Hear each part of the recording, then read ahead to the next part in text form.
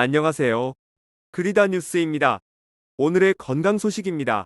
너 직장 생활 해봤어? 금수저가 아닌 이상 한 번쯤은 알바식이든 프리랜서이든 직장 생활 경험을 한 번이라도 해보았을 것이고 아니면 앞으로 경험해보게 될 것이다. 여기저기로 붙어받는 스트레스, 사무직이라면 하루 종일 봐야 하는 모니터와 움직이지 못하는 자세 등으로 인해 오늘도 직장인들은 온갖 질병의 위험에서 자유롭지 못하다.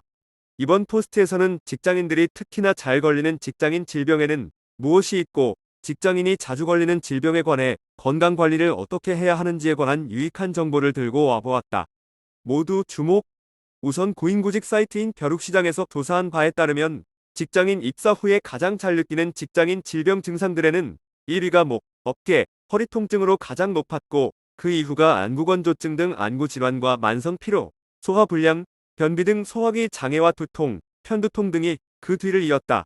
건강이 악화된 것 같은 원인으로는 운동 부족이 27.3%를 차지하면서 1위였고 그 이후가 상사, 동료로 인한 스트레스였으며 그 이외에도 열악한 근무 환경, 불규칙한 식습관, 긴 출퇴근 시간 등이 있었다. 오늘 소개할 질병들에는 대부분의 직장인들이 겪을 수 있는 질병들의 총 집합체이다. 총 3단원으로 구성되어 있는데 어디에 내가 해당되고 있는지 잘 살펴보고 건강관리를 잘할 필요가 있을 것이다. 직장인 질병 대단원 1. 근육 통증 1. 거북목 증후군 오랜 시간 컴퓨터 모니터 앞에서 사무실 생활을 하는 직장인들에게 많이 걸리는 병이다. 거북이처럼 목이 어깨보다 앞으로 나오는 증상이 있다고 해서 거북목 증후군이라는 이름이 붙었다. 거북목은 자가 진단이 가능한데 똑바로 서서 귀의 중간 부분을 아래 직선으로 그었을 때 이때 중간이 같은 선상에 있지 않으면 거북목 증후군 증상을 의심해 볼 수 있다. 거북목을 예방하기 위해 컴퓨터 모니터를 눈높이에 맞추고 30분에 한 번씩 거북목이 되지 않기 위해 자주자주 목 근육을 풀어주는 스트레칭을 해주자. 2. 어깨 통증 근육의 스트레스가 가해지거나 과도한 긴장 상태가 지속될 경우 주로 발생하는데 흔히 어깨 결림, 어깨가 뭉쳤다라는 증상이 있고 통증이 있으면 근막동 통증 증후군을 의심해 볼 수 있다. 이제부터라도 자주 어깨를 돌려주고 스트레칭을 하는 습관을 키우도록 하자. 스스로 어깨를 주물러주는 습관도 오케이. 3. 디스크 많은 직장인들이 허리 통증에 시달리는데 그 이유는 잘못된 자세 또는 운동 부족으로 척추를 지지하는 인대와 근육이 약해졌기 때문이다.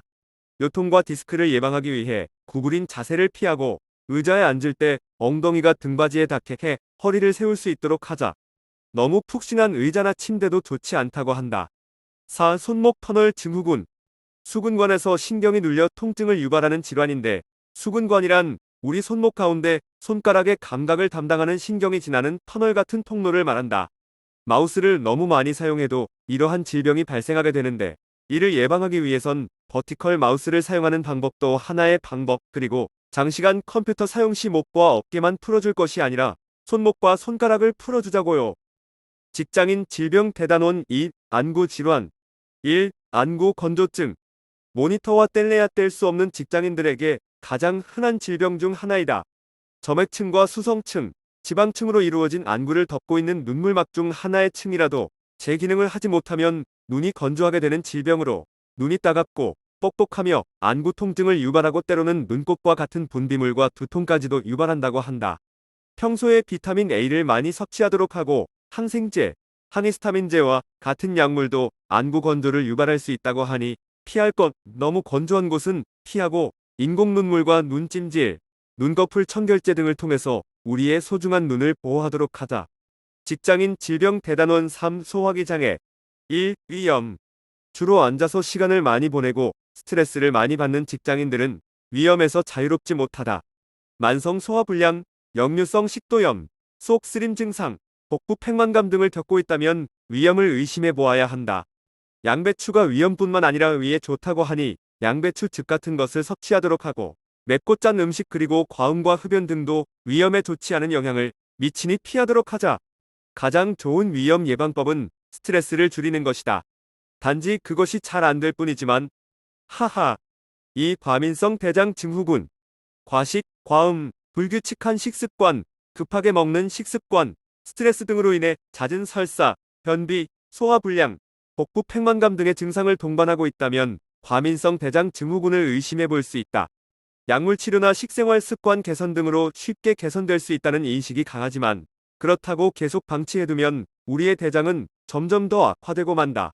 장에 좋다는 프로바이오틱스와 같은 유산균을 꾸준히 섭취해 주면서 대장 근육 운동을 활발히 할 수 있는 다양한 운동을 동반해 준다면 과민성 대장 증후군을 예방할 수 있을 것이다. 굿바이. 직장인 질병.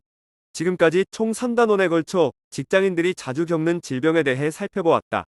이외에도 두통, 불면증, 디지털 치매 증후군, 건조한 피부 등이 있다. 자신의 건강은 자신만이 지켜야 한다.